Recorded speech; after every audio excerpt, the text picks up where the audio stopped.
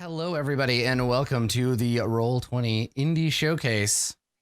We're going to play some Grimmmerspace today. And by play, I mean play. I don't have to GM it. I'm on vacation. This is going to be so good. Lou, you have to do all of the hard work today. I just get to move the screens around and pretend to be a robot. I am in heaven. For now, I feel like I'm going to be screaming for mercy later, but for now, I'm enjoying this lack of responsibility. Thank you for taking that on. I'm surrounded by some new folks. I think Ivan, you're the only person that I'm even at risk of having played a role-playing game with before. Yeah, and I mean, if you could call being live at Gen Con while we talked about, cowboy religions. Yeah, that barely counts, right? Like, Yeah, I feel like that was the Matt Colville show, and we were just there to enable him. In the Matt Colville show is what we were doing. Yeah, I can handle that. Well, let's get introduced to all these lovely folks. I'm gonna start with Lou over on my side here. Lou, tell us who you are. What's your deal? My deal. Give us your deal.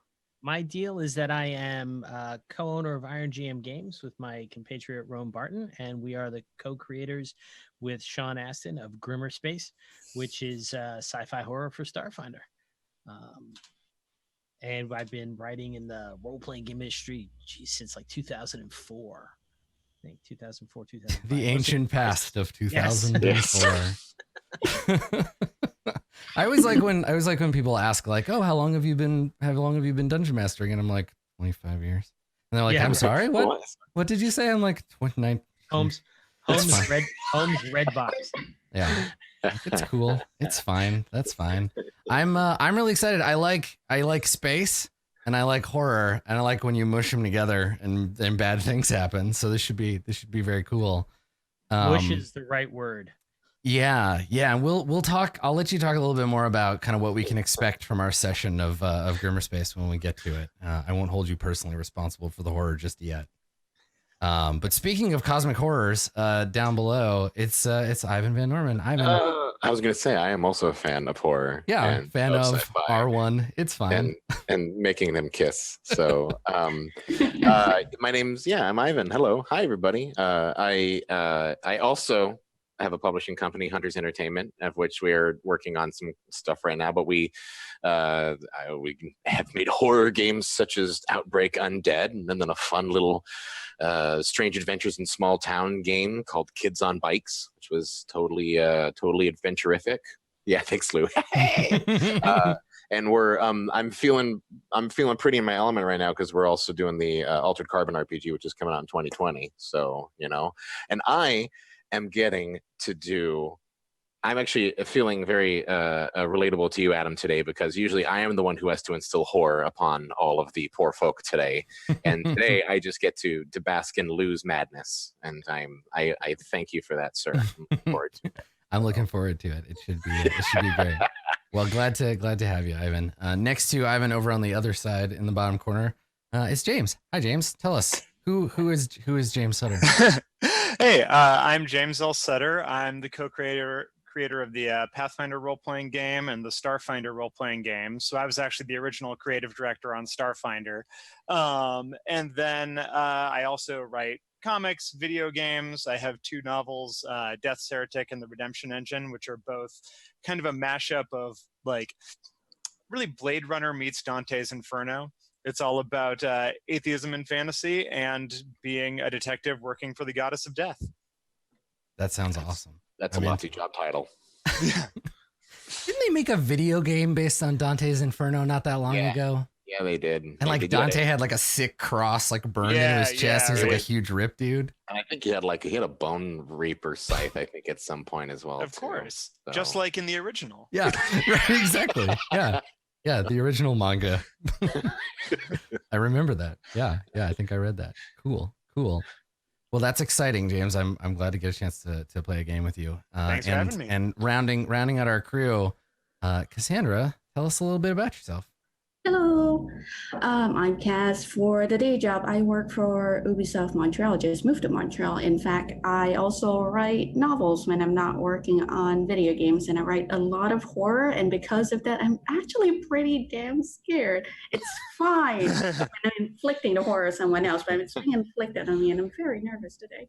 It's so much easier, right? It's so much easier when you're dishing it out than when you're actually taking it. It's a very different attitude. I feel like that about puns. I'm very good at them, but when people use them on me, I just loathe them. I wish that they were dead.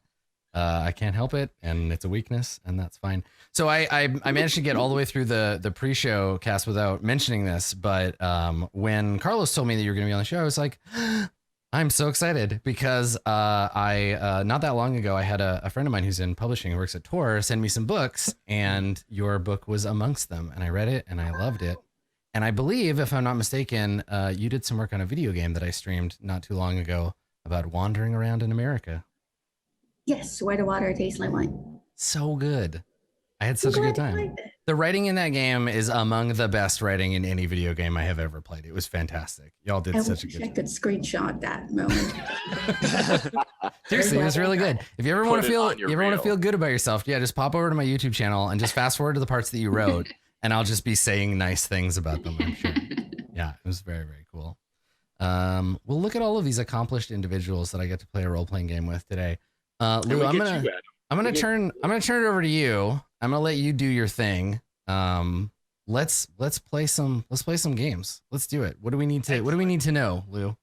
Okay, so to kick this off, I'm going to give you just a tiny little bit of background. I'm going to show you a picture here, just to give you a sense of where it is that everybody is situated. So you should have a picture of like a gorgeous tornado on your screen there. It's my wrestling name, yeah. Gorgeous Tornado. Yeah, gorgeous. That is the Gliding Rim Galaxy. That is Grimmmerspace. That's where the horror and the science happens. So we're playing in a science-only horror galaxy of compatible with Starfighter role-playing game that's been invaded by magic for the first time. That center spot right at the top, like it's a plate, that center spot is called the crux. That's where civilization is. And there's 5 star nations or polities, one of which is important to us, called the Adian Combine. You move out across the plate and it's called the edge. The history of the crux is about trying to push out and colonize the edge where everything is darker, stranger, more difficult, a little more horrific. All of that stuff down below is called the gyre. Nobody comes back from there. If they go there, there be dragons. Or if they do come back, they're only pretending to be your friend. It's actually not anymore. So our story is going to take place in a colony of the Adian Combine. And the Adian Combine has an overpopulation problem. And they are known for saying, no problem. We just make more colonies. Work out, send more people. Why? Because people are cheaper than equipment. That's the kind of place that the Adian Combine is. So I'm going to give you 3 possible hooks for reasons that you all are desperate to go visit an abattoir, an orbital abattoir that has stopped communicating with the outside world. Hey, what are you doing on Saturday? I don't know, nothing. You want to go to the orbital abatoir? Fuck yeah, so, dude. Yeah. Woo! So I have a question about these hooks. Can I attack Ivan with them? And how much damage do they do? That's later in the adventure. Okay, all right, good. I'll save my question. I have a resistance to curved hooks. So just spikes then. All right, good. Spike. It has to be clear. Yeah. No barbs. Mm-hmm. Got it. I love double entendres. It's close to puns. So here's hook number 1. Hook number 1 is that you're mercenaries. You've been hired. And for the first time, your fixer is going to be going along with you. And that's very unusual. And he won't tell you what it is you need to recover. He's just saying there's a station and your sponsor has sent you all there, and he'll tell you more when you get there. But you need to get him in and out with recovering something. That's hook number 1. Okay. Hook number 2 is you're a group of adventurers, and you're at a station called Lyria Station, a nearby station. When your ship gets impounded and you're at a point where you don't have the funds to pay for it. And no matter how much funds you had, the fees would be higher. And the station manager informs you that food has stopped flowing out of the nearby ag hub, and relying on Adian Prime or the home office or their subcontractor Hunger Incorporated to fix the problem in time is a fool's bet. So the station manager doesn't want to see the starvation and riots rampant in this colonial sector, and you are her choice for going over to fix the problem and get the food must flow. Okay, that's hook number 2. Hook number 3 is very different. Hook number 3 is you're a group of traveling minstrels. You're a group of musicians, and you were hired by Shana Tanqui, the activities liaison of Abattoir 8, to come entertain the workers. And you've been having the hardest time getting to the station, and finally your manager, who never shows up for anything, has showed up and arranged transport. So you're really all just going there to help the happy workers of Abattoir 8 because you keep them working when you work or entertain at Abattoir 8. So those are your 3 options. Oh man, let's be the band. I like how the third premise is essentially live at Folsom Prison. Yes. We're doing this. Best gig ever. This is what we're saying. This is going to get recorded live, and it's going to be played for centuries. It definitely is. We totally read the gig sheet and was like, "Oh, we're going to be playing with cattle decapitation." Yeah, right. No. True. Yeah, there will also be cattle decapitated there. Oh, we're actually playing 4 decapitated cattle. Yeah. So, you know. Well, You got to soothe the animals after all. Oh man. I want to be the bassist. All right, you're the bassist. Yes. Do we have somebody who plays the triangle or? I got the triangle. So well, let's. I mean, It's an art form. do we want to talk about our characters' non-band stuff first, and then figure out where we might fit? Yeah, when you said Start traveling with the character minstrels, sheets. I originally thought that we were going to be like a band of like Shakespearean actors coming in and bringing old world drama to them rather than classics? like a band. Yeah, that was originally my thought, but I'm totally down with it. Whatever you Why not both now? could of So- course be the frustrated thespian in the band. Yes. There you go. You're the one who really wants to play sort of like the Celtic rock or the. There we go. I just love my folk rock. Is how it is. So. Or you're dying to do spoken word. You know? I just want to beat. I just want to. So I'm the what you're really trying to say is that I'm the Captain Beefheart of this troop. Is what's going on. Right, we're all Sepultura, and you are not. So, all right, we will go with that then. And you are going to be joined by your band manager, Nigel. And All right, Nigel. Yes, Nigel always shows up in these incredibly expensive linen suits while maintaining that he doesn't make any money off your band. Good. I roll to kill him. So we have an envoy, we have a mechanic, we have a Vesk soldier, and we have an operative, right? That You is want to go correct. through our names and personalities and stuff like Adam Yeah. was saying? Yeah, absolutely. Let's do that. Why don't we start with you, James? Okay. I'm the Vesk soldier. My name is Brosk, but I go by Boomer. I've got a giant laser named Clementine, and I'm the bassist in the band. So I really love that Clementine, when I fire it as an artillery laser, it makes this amazing dubstep noise. So it's just like, whoop, whoop, whoop, whoop, whoop, whoop, whoop. And so I'm afraid of open space. I hate looking out the windows on our starship.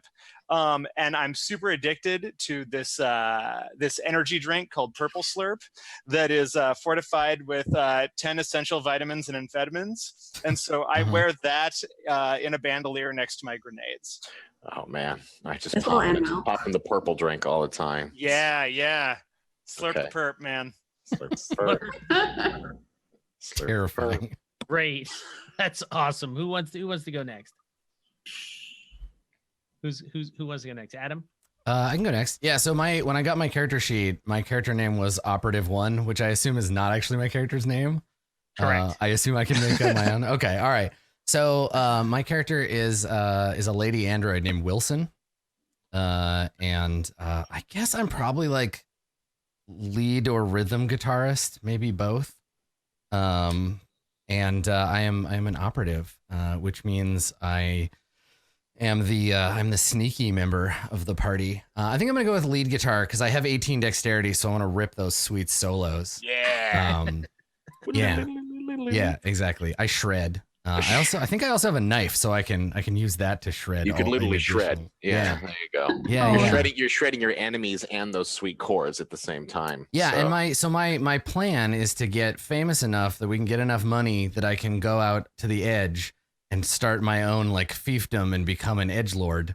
That's what I want. I'm a future edgelord. But for right now I'm stuck here with these losers. Wait. Are you telling me you built this city on rock and roll? Yeah, Oh, yeah, I'm my working on it. God. I'm trying. Yeah. I'm trying. Oh my But God, less. is the Edgelords the name of the band? I mean, there's so many options for bad pun names for bands. Yeah, there it is. But yeah, so Wilson the android operative, and Excellent. yeah, I'm excited to try it. I guess I'll go next. So when before it became a group of traveling minstrels, I liked the idea of playing an engineer today because I got to have a droid, or essentially a drone. And originally I imagined like a little floating kind of multi-armed engineering drone, but then upon popping in here, I realized, oh shit, it's a combat drone. Like we're talking humanoid bipedal. So I'm assuming the difference between Kobol's character as an android operative and my bot is that obviously he has free will and sentience, even though she's mostly like machine. Yeah, she's a person, and your robot is a VCR. So let's get that clear right fucking now. Let's make this obvious, but Make it very clear. But my drone has been with me long enough at this point that it's picked up a lot of horrible eccentricities. It's also broken so many times I've had to put it back together that a lot of its modules are pretty messed up. Like especially its risk assessment module is just like constantly spitting out bad percentages of survival rates all the time. And in our little traveling minstrel world, I imagine Murderbot, which is the name of my drone, probably can convert to a set of drums. Nice. Built-in speakers. So I'm basically the engineer / drummer, and my combat drone is my skins. Sometimes So, it's a murder bot, and other times it's a Neil Perder bot. yeah, Oh, It's a literal drum machine. Yeah. it's a literal drum It's a machine. Model 808. Yeah, it is a literal drum machine. So, and Dracus is what I think I'm going to go by today. Cool. So. All right. How about I'm you? still, Cassandra? I'm still hurting from the puns. Can we just Listen, I'm obligated out of my Canadian nature to make one Rush joke every time I play role game. So it's done. That's the one I'm obligated for. So when I got asked to do this, I ran to my Twitter and I decided I was going to let Twitter decide the personality for my character. So I am apparently a Casanova escaping angry spouses and jilted lovers. I do not like cream. I like cats at a rakish angles. And I'm afraid of millipedes. No. And clearly I joined the band to get away from said horde of very angry lovers. And because I'm an envoy, I convinced everybody that the triangle is indeed an art form. And yes, you could use me to have a novel element to the band. And apparently off camera, I wrote 20s and you guys agreed. And I'm here and I'm going to record this. So do we just not have a vocalist? Are we an instrumental band? No one's the lead singer, right? Yeah, no, we actually provide mostly ambient and elevator music for when people are traveling from colony ships from point A Right, to but point B. this is like a space horror, right? So these are like the elevators on the event horizon, right? So Yeah. Or even better, they're usually colony ships for like for people who are going to do indentured servitude and have to go serve like 50 to 60 years of their life in a mine. But we're providing them with the upbeat tunes. on honestly, their if I trip got out. into an elevator in an office building and they were playing like blast beats, I'd just be like, fucking sick elevator. All right. Well, that and edgelords, is that what we said? Oh God, we probably haven't decided on a band name. I bet we change it like every few days. Yeah, it helps so that people who don't like us, they think we're a different band, and then they come and see us. And we're like, suckers, we got Yeah. you. It's one of We all those. have- instead of it being like 0 days since last accident, the way that we keep track of the last time we royally screwed up and someone has died as a result of our mishaps is when we last change our names. Perfect. Yes. Your previous name was Murderbot and the Flow Junkies. Yes. Yeah, now I have to put a new coat of paint on Murderbot after that one. So, Okay. So Nigel shows up and Nigel says, okay, I finally arranged it. I've got us transport. We're getting in and we're going. It's a slingshot ferry, but it'll get us there. And proceeds not to explain what a slingshot ferry is and takes you to Lyria Station, docking bay, where he proudly points to what looks like a large rusting cargo container, like a shipping container. What they've done is they've slapped some oxygen tanks inside of it and they've strung netting, and it's typically used for transporting cattle, migrant workers, uncertain colonists. And he says, okay, all aboard. It's not much, but it will get us there. Yeah, I take a second, I look up at it, and I turn to Nigel. You know, as far as venues go, we've played worse. It's true. At least this one has air tanks. I wasn't expecting that voice. how long you been holding on to that one, Adam? Since the beginning of the call. That was wonderful. Thank you. Yes, exactly. It's going to be absolutely fine. No problem whatsoever. I'll just come along, make sure that we get paid by Shanna, and I'll see you on your way, and then I'll return home. So come along. And the front doors of the container. And inside, there's a kind of darkened container with netting strung, because there's no gravity in this, but there is enough oxygen. So as we're kind of walking onto the ramp, I'm strolling by, just kind of looking at it, just making sure that there's nothing out of the ordinary that might be, incredibly no clearly breached hulls that have been painted over with a little bit of steel or something like that. And at that point, Murderbot informs me, sir, I'd like to inform you that this structural hull integrity has a 25% breach rate that will occur upon the first slingshot. And I'll turn to Murderbot and go, Nigel, just out of curiosity, where'd you find this thing at? well, the station manager Lyria owed me a favor. And don't look portholes we can watch as we travel.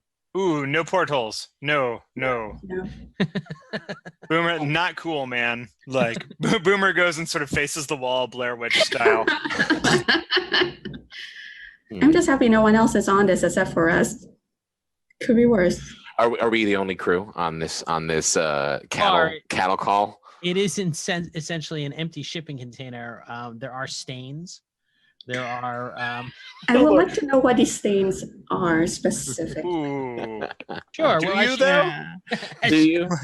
Yes, just in case. As you climb into the netting, you're pretty sure one corner is either rust or blood, and another corner is the leavings of everybody's favorite edible ungulate, the thunk, because there are no earth animals in Grimmmerspace. There's no cattle. There is a creature called a thunk. It's pig-like. Lovely. Well, I think. Go ahead. Sorry. No, go ahead. I was going to say, I think Murderbot's just going to form into its standard chair formation, and then I'm going to, instead of going into the netting or anything else, I'll just cozy up to my Murderbot and make sure we're strapped in, because I'm assuming maybe the cattle thing has seatbelts if we're going to be slingshotted to our destination. There are nets. There's places that Murderbot can clamp on. Okay, so I'll clamp Murder. I'll literally take his clampings like a child's safety seat, and I will just strap him up against the wall and then strap myself to him. Exactly. Whatever it is, my Murderbot. And then the end of the slingshot ferry closes, and there's a lurch, and off the slingshot ferry is fired. And what that means is the metal container is sent through a railgun and just sort of chucked through space. They've got the trajectories figured out. You should hit the target. Should. Yeah, and the Good, gravitics, good. and if they're working at this station, will pick you up and ease you in for a slow landing. So there's this launch, and whoosh, everyone is flying back in their netting if they're in netting, or gripped tighter by their murder bot if they're not, and flying through space. And while you're going through space, Nigel is working on a custom rig, and he goes, while we were leaving, I got some information trying to find out. I couldn't reach Shauna Tankwi, but I did hear that there was some recent transmissions from the station. Thought maybe we should listen to them, because the more we know about your audience, the more you're going to be well received. So does this mean we're opening for the recent translations, or they're opening for us? No. I mean, of course you're the first band. Why? I mean, you're the only ones. I would never set it up so that you were opening for someone. I stare at Nigel threateningly. So we have no one to warm anyone up beforehand. We don't have any startup band with us. How are we supposed to make sure that no one's going to get shot off of stage? What happened last time we came in and the audience wasn't properly lubed up beforehand. Well, that's because that was in the crux. This is a colony on the edge. They're so starved for entertainment, they'll love even you. I mean, they're going to love you. And he plays a recording that he picked up from the hacking a station computer, and here it is for you. The last transmission from the most recent transmission from Abattoir 8.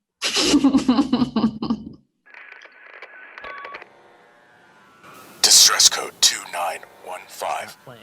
I repeat, distress code Can you hear it? 2915. I This is can't. Commander Jaren Grenego for TN. Oh, right. We turned off the audio for. Yeah, James, We you muted. You might not be able to hear it. It cut Yeah. out partway there because I think Lou stopped it. But Well, That's cool. I've got my headphones on in the corner of the container. Just tell me what it said. yeah, Lou, do you want to run it again? Yep. Distress code 2915. I repeat, distress code 2915. This is Commander Jaren Grenego for TN Combine Ag Hub Abattoir 8 Conviction Orbit.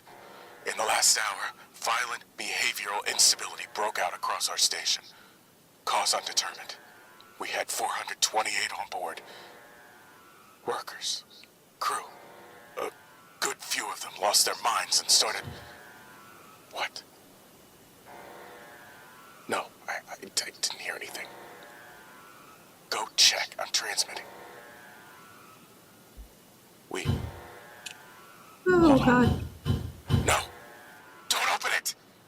Just lock the f***ing door with the violence. Oh, God. Abattoir 8, this is Larry Station. 2915 acknowledged. Repeat, distress code 2915 acknowledged. Relaying to Combine support vessels nearest your location. Do you have casualties? Abattoir 8, this is Larry Station. Please respond.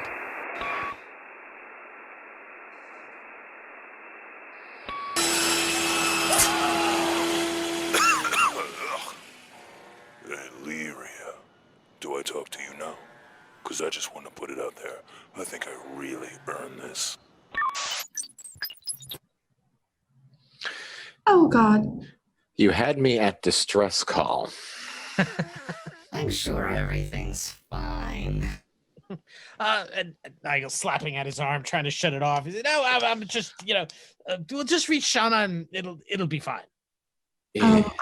Turn to the rest of the crew, to the group, and go, how about Nigel goes first through the first set of doors we see and continues going first down every corridor? How about we make sure of that? I agree.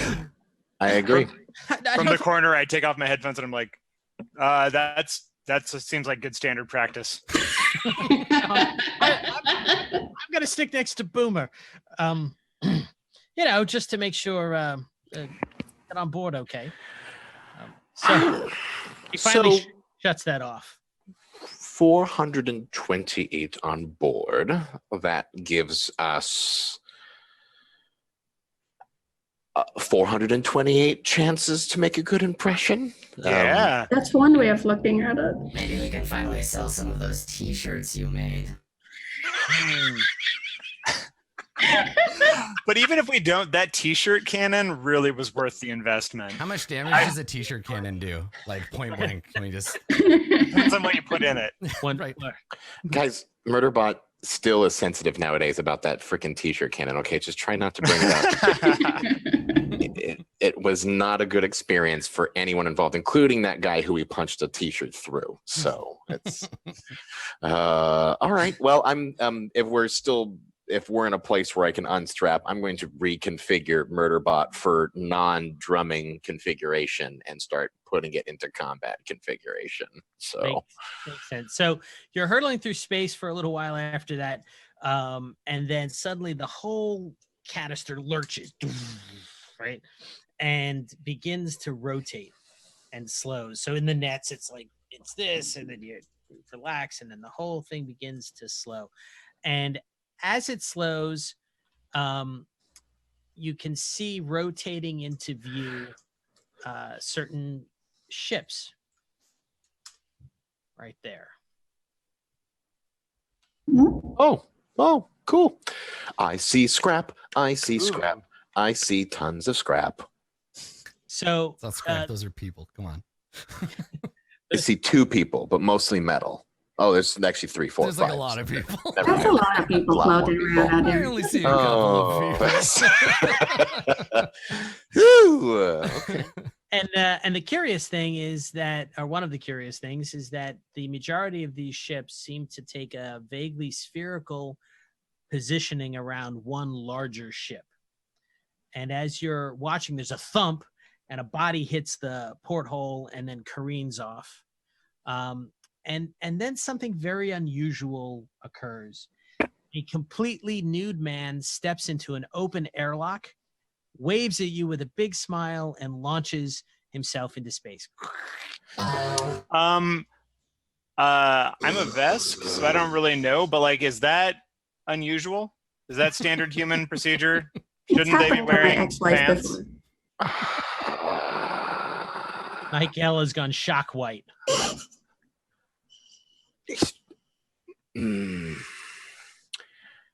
We don't have to save him, right? I'm sure he's fine. Humans love vacuum. Yeah, no, he stepped into vacuum completely nude, froze, and floated off eternally into the void. No. Don't judge other people's kinks. Totally a thing. And then the container rotates all of that out of view. There's a lurch, clang, everything shakes, and the container stops motion. The nets settle, and the end of the doors open. I'm starting to think that this isn't the gig that we signed up for.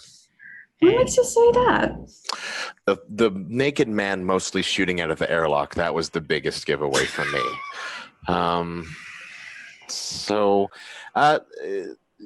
Nigel, what exactly, how much money will we lose if we don't do this job? Just out of pure curiosity. You won't lose anything. I'll lose. You'll lose. It's a fair amount actually. This is a good paying gig for you. Right. Numbers, Nigel. Zach. Well, just a second. Do you see those lights? And outside the container, there's emergency lights going, red, orange, green, flashing on and off. There's sirens and klaxons in the background.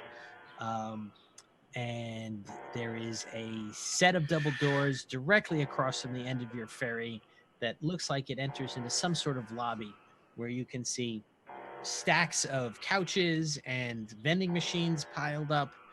And it's rather difficult to make out what's going on in there. And on the floor, right outside,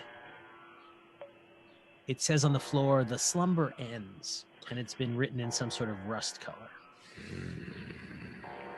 Looks like nap time's over. Yeah, That's a pretty rad band name. So maybe they're cool. Maybe we can make some friends. The slumber is over. Yeah. Yeah. All right. You have us opening for a death metal band. Thanks. I was just saying they play like Dune themed cover song. Nice. Cool. All right. Well, Nigel, you're up. I'm assuming the or do we have some kind of airlock that's cycling into the main ship right now, or is Yes. and this is we're assuming we're in the front of all the ships that have sphered around the single ship, right? You are right there. You've landed somewhere. You're not sure. Those ships that were in a sphere around the a single larger ship were out a porthole window. Got it. It turned away and you couldn't see them any longer. And then shortly after that, there was a clang and it opened. And we docked. Okay. Somewhere. Let's open the door. Yeah, why Come on, not? we got places to be. I hoist Clementine and stand near the front with Nigel.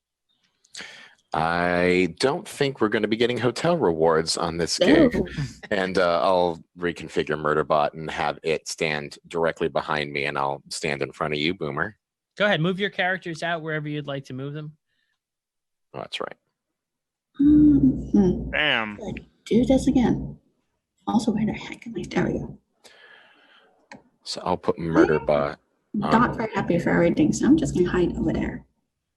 Okay, I'm just going to reload because my map is just darkness. And as much as I love darkness.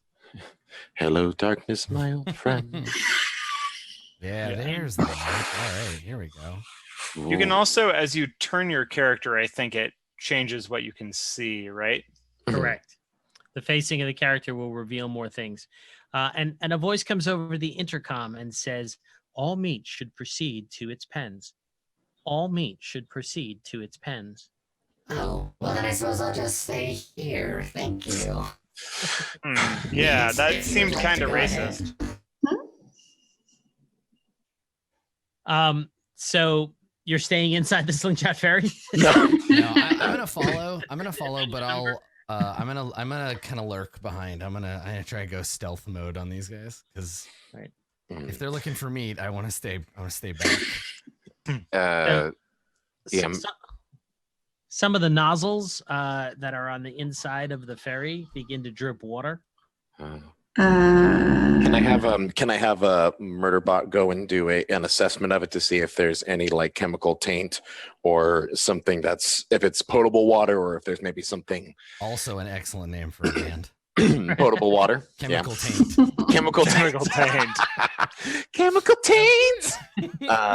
Yeah, I'd love to have Murderbot maybe do some kind of field assessment of the water if that's possible. Absolutely, that's possible. So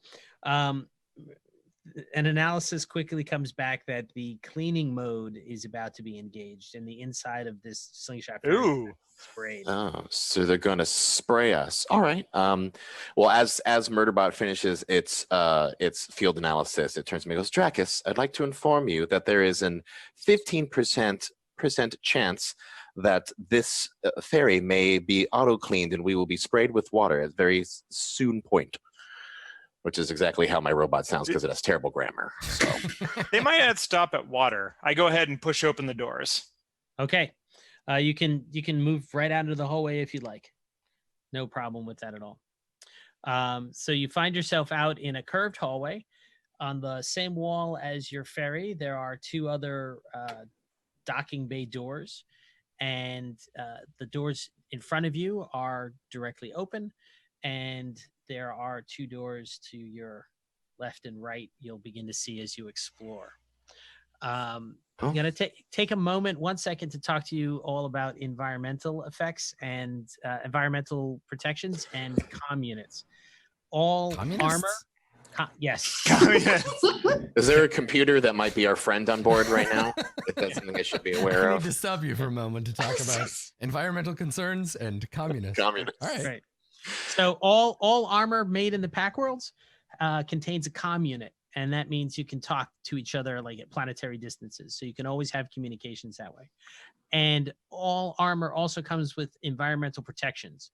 You have tier 1 environmental protections. That means you turn it on and you're sealed from the outer atmosphere, you're protected from radiation, etc.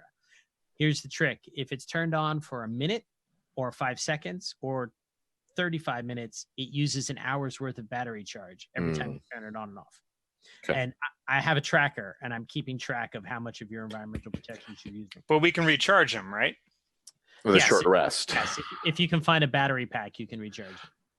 So also, just to clarify, with our 24 charges in our environmental kit, is there anything inappropriate about having it on? Like, are our comms scrambled? Do we lose physical functions or anything like that? Nope.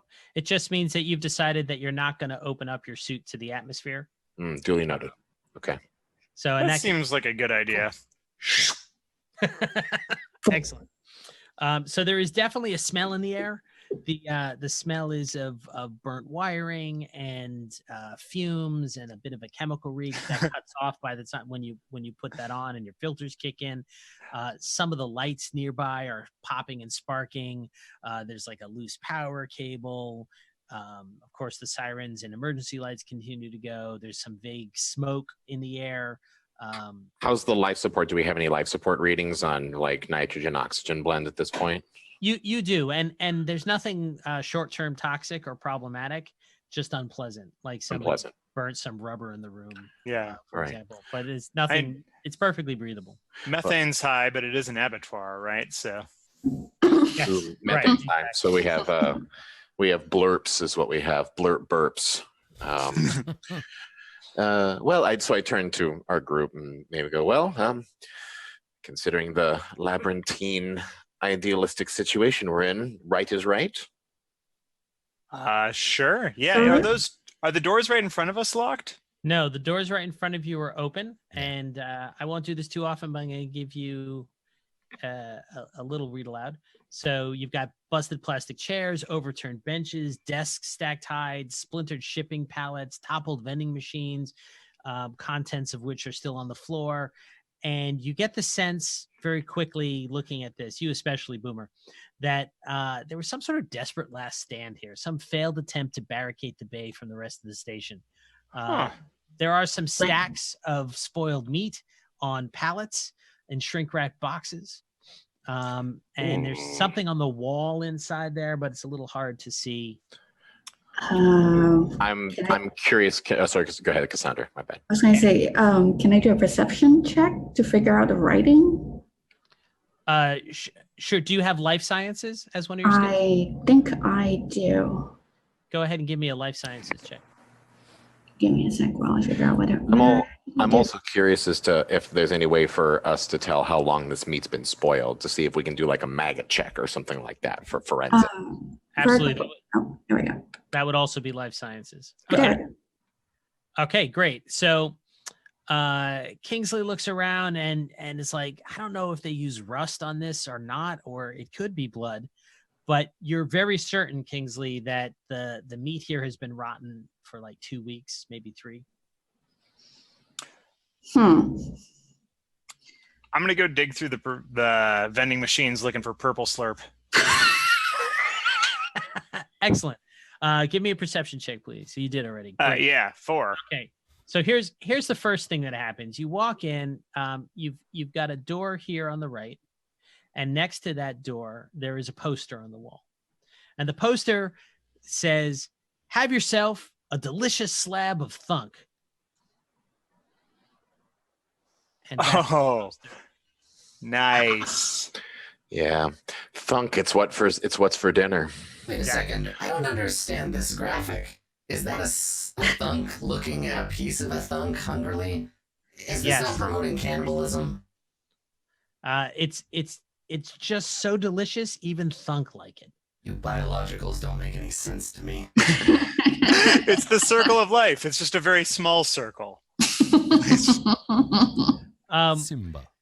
And here's something else that happens. There's a second set of doors directly across from you. And they slide open, and the light beyond them frames a thunk, but nothing like the clownish depiction in the poster. This is a tremendous muscled specimen standing still and at peace.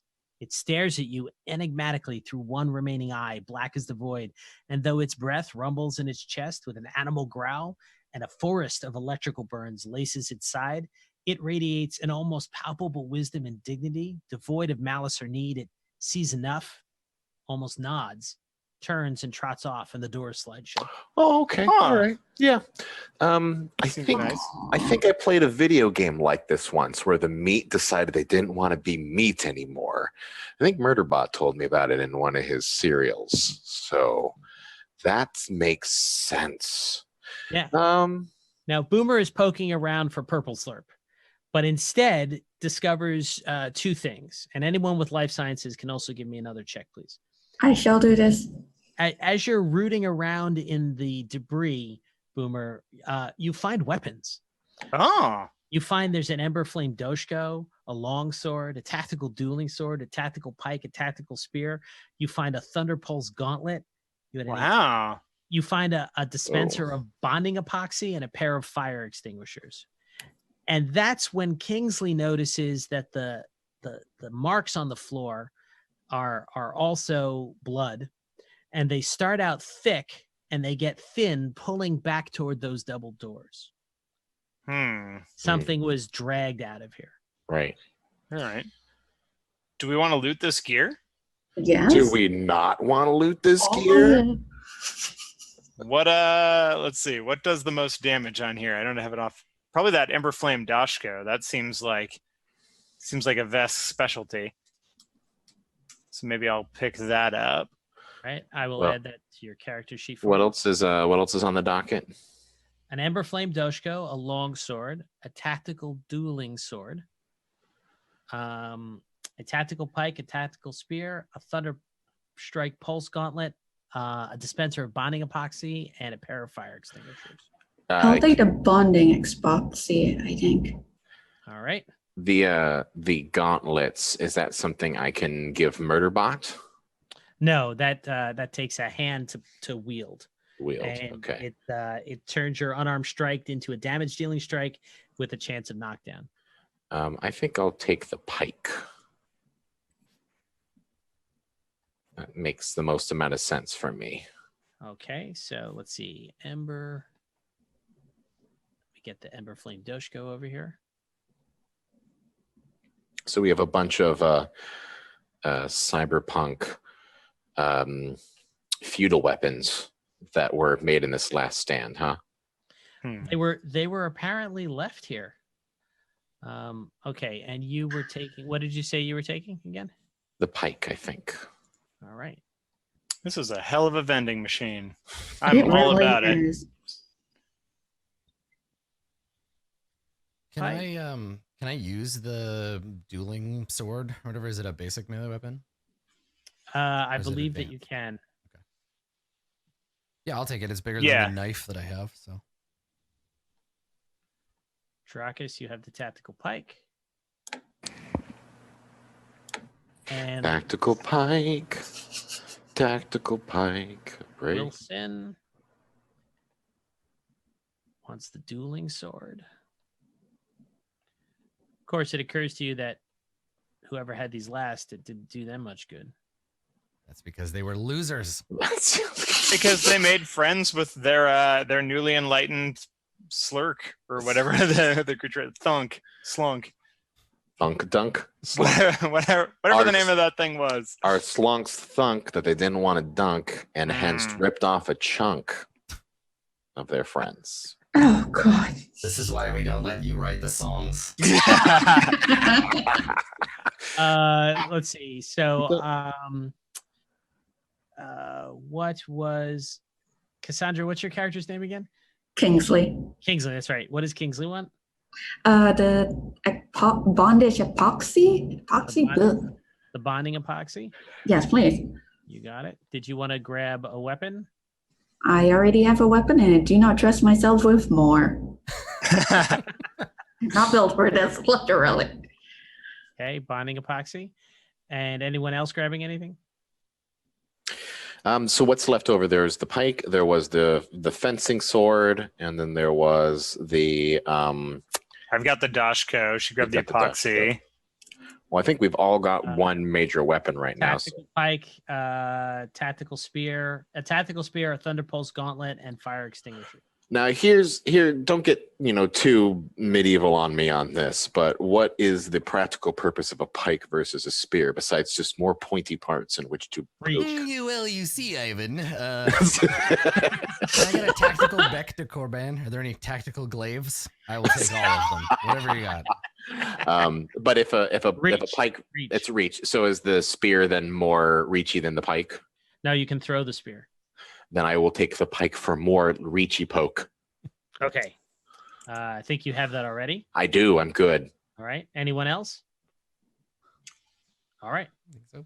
I mean, we should pick up that pulse gauntlet just in case. Give Like, it to Nigel. He's got hands. you said that was a Thunderstrike pulse gauntlet? I'm a pacifist. Yes. It does sonic damage. That could come in handy. Nigel, put the glove on. You have to help. It's in your contract. Put it on, Nigel. He sniffs it. There's Don't No. smell the glove, Nigel. Put the glove on. Thank you. Does he put the damn glove on? We're all just staring at him like, put it on, Nigel. Are you gonna do it? Do the thing. He puts it on. Closes Yes. his own arm off. All right, great. Well, I think All right. the original question stands. Should we go directly towards where they drag the bodies, where the blood is, or can we go to maybe towards this right area is where it says the slumber ends, and maybe they're just sleeping or somewhere. Well, maybe Something. maybe the door here. before we set out, now that we're all geared up, maybe this is a good time to take a break.